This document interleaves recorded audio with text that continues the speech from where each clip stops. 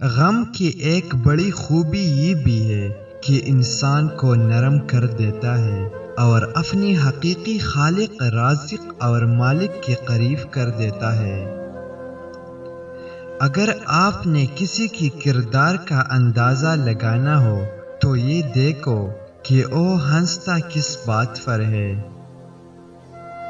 عورت کی محبت بہت خالص ہوتی ہے، جس سے ہو جائے اس کے نام پر مر مٹ جاتی ہے، اور جسے کہتا ہے، کرتی ہے، ساری زندگی اکیلی گزار دے گی لیکن شرک نہیں کریں گی۔ یہی اس کی خوبی ہے اور نیک ہونے کی نشانی ہے، جس سے ایک بار جڑ گئی اس کی ہو جاتی ہے، پھر کسی اور کا سوچنے سے پہلے وہ مرنا پسند کرتی ہے۔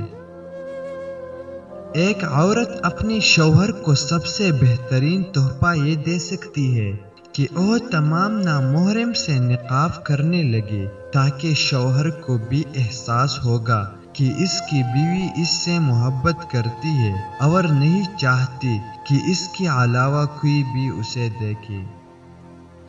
کوئی آپ سے محبت لینے آئے تو اسے محبت دینا، محبت سکھانے نہ لگ جانا۔ محبت دینے میں محبت ہے، سکھانے میں نہیں۔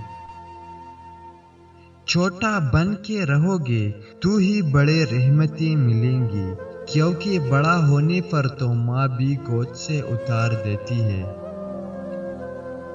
ٹینشن، بے چینی اور ڈپریشن تب ہوتی ہے جب ہم دوسروں کی خوشی کرنے میں زندگی گزار رہے ہوتے ہیں۔ جو انسان بہت لڑنے کے بعد بھی آپ کو منانے کا ہنر رکھتا ہو اور ہر وقت خیال کرے تو سمجھ لینا کہ وہ آپ سے بے پناہ محبت کرتا ہے۔